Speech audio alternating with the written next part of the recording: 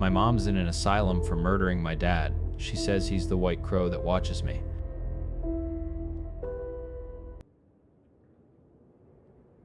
My mother killed my father 36 years ago. That's the official story, the one that got her locked away in a high-security sanatorium and me tossed into the system like a piece of garbage.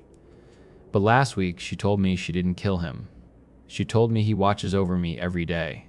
She said he's the bone-white crow that sits on my fire escape. I'm putting this down because I'm about to do something stupid.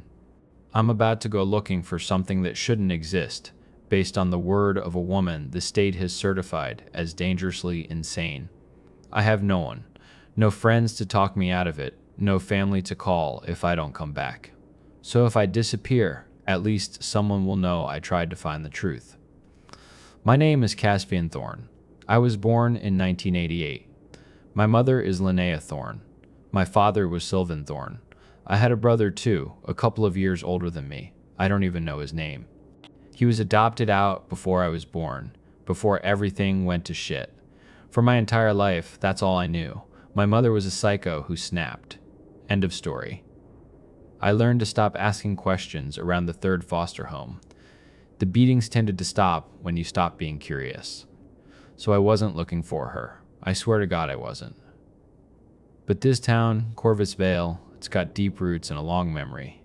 I'm an arborist. I climb trees, cut them down, keep them from falling on people's houses. It's honest, hard work.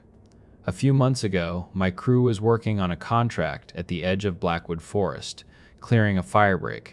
My foreman, Kev, a guy with a gut and a face like a worn-out boot, was watching me rig up a big oak. "You ever go up there?" he asked, chewing on a toothpick. He nodded towards the top of the ridge. Through the canopy, I could see the spires of a Gothic-looking manor, all gray stone and dark windows, looming over the forest like a vulture. Go where? The big house. Beacon Point. I didn't say anything, I just kept checking my harness. "That's where they keep her, you know," he said, spitting out a sliver of wood. "Your mum." My stomach went cold. I'd lived in the Vale for years, just a few miles away, and I never knew. Or maybe I never let myself know. Kev must have seen the look on my face. "Shit, kid, sorry. Just figured you knew." I didn't talk to him for the rest of the day. But I couldn't get the image of that building out of my head. For 36 years, she'd been a ghost, a monster in a story told about me. Now she was a place, just a 10-minute drive away. A week later, I went. Beacon Point Sanatorium is not a welcoming place. A high stone wall topped with razor wire surrounds the grounds. White signs with a polite curling font and a little blackbird logo tried to make it look friendly, but it just made it feel more sinister. I was headed for the West Wing, the place for the criminally, hopelessly insane. The air inside smelled of bleach and something else, something like old paper and despair. I didn't call ahead. I just walked in, my work boots squeaking on the linoleum. The receptionist was a woman with thin, painted-on eyebrows and the bored expression of someone who'd seen it all. "Here to see?" she asked, without looking up from her crossword puzzle.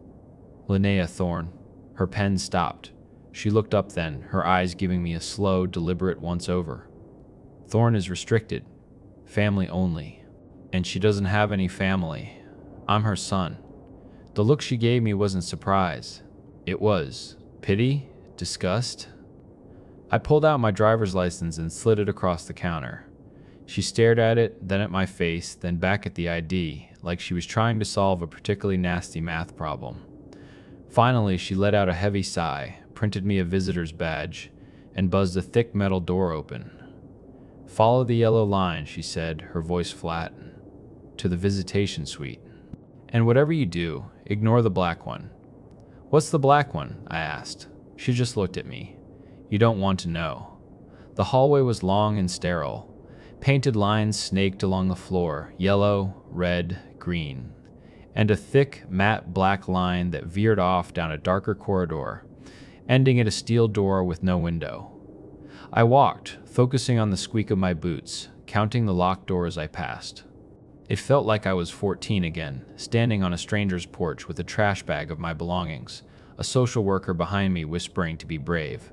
She was already sitting at a table with edges that had been sanded down into harmless curves. She faced a barred window, her hands folded neatly in her lap. She looked nothing like the one blurry photo I owned. Her hair was a shock of pure white, neatly brushed but thin. She was smaller than I imagined, frail. I sat down opposite her. The chair was cold plastic. She turned her head slowly, and her eyes, a pale, washed-out blue, met mine. "Hello," she whispered. "Hi." The silence that followed was heavy enough to suffocate. "I brought you something," I lied. The words just fell out of my mouth. I don't know why I said it. I wished I had. A book, flowers, anything normal. A small, sad smile touched her lips. "You brought you. I'm Caspian," I said. It felt important to say it, to make it real in this unreal place. "I know." Her eyes got watery, but no tears fell. It was the kind of control you learn when crying gets you nothing but trouble. We talked about the weather, my job, stupid, safe things. But the questions were a physical pressure in my chest, a scream I was holding back. I didn't know how to start. I didn't have to. "You have your father's eyes," she said softly. A spike of pure ice shot down my spine.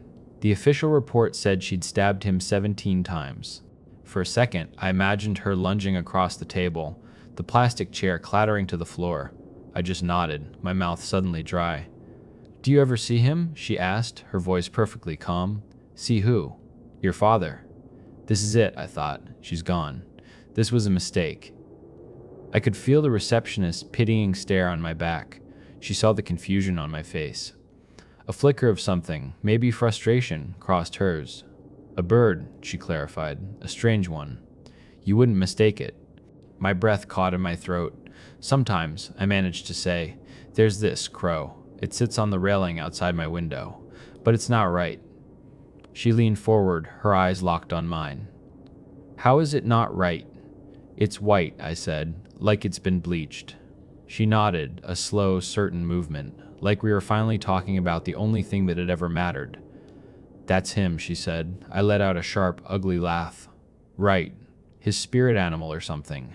"No," she said, her voice dropping to a whisper. "Literally. Him." I stared at her. This was my chance, my one shot to ask. "How?" She turned her hands over on the table, showing me her empty palms. "I have waited 36 years to tell you the truth, Caspian. Please, let me." She leaned back, the cheap plastic of her chair groaning under her weight. "We couldn't have children," she began. "Your father, the doctor said he was barren as a stone. It broke his heart. He wanted a son more than anything in this world. He started looking for other answers. I thought I had a brother," I interrupted. "This was before him. Sylvan found a book. A nasty, leather-bound thing in a junk shop downtown. He started studying." "Studying what? Magic?" "That's what I said." She nodded. "But it worked, Cass. He did a summoning, and I got pregnant. With my brother." "Yes." A real smile for a second. It was like seeing the sun from the bottom of a well. "But I found the book later, after your brother was born. Every deal has a price. It's different for every request." I leaned in, my heart hammering against my ribs. What was his price? Her gaze dropped to her folded hands. "The second child," she whispered. "The second child belonged to her." "What?" The word came out as a strangled gasp. "I'm the second child. That's me." "I know," she murmured, her face crumpling with a guilt so old it was part of her bones. "We were never going to have another. We swore it. We were so careful. But she has her ways of seeing a deal through. What happened to my dad, Linnea? I couldn't call her mom. Not yet. Maybe not ever." The use of her first name hit her like a slap. "He made a mistake," she said, her voice trembling. "The deal he made, it required both parents to be present, for me to consent to the terms. But I wasn't there for the summoning. He did it alone. So what happened? An old woman he'd met, the one who pointed him to the book, she knew the old ways.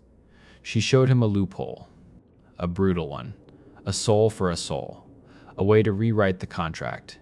She finally looked up at me, her eyes pleading. He didn't die, Caspian.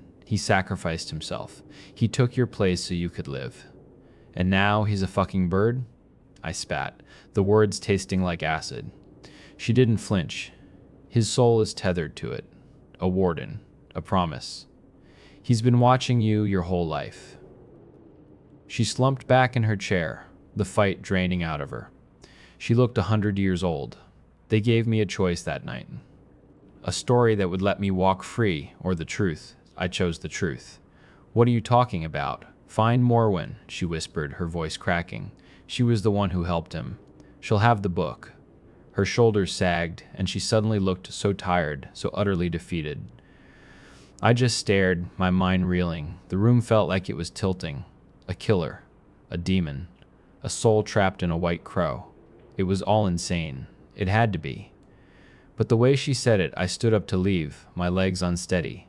I didn't say goodbye. As I walked back down that long, sterile hallway, I risked a glance down the corridor with the black line. For just a second, I thought I heard something from behind that steel door. A low, guttural humming. I didn't look back at the receptionist. I pushed through the doors and into the clean, cold air, my lungs burning. And there, perched on the gray stone of the sanatorium wall, was a crow. Its feathers were the color of sun-bleached bone, and its eyes, 2 chips of black glass, were fixed directly on me. It didn't move. It just watched me go.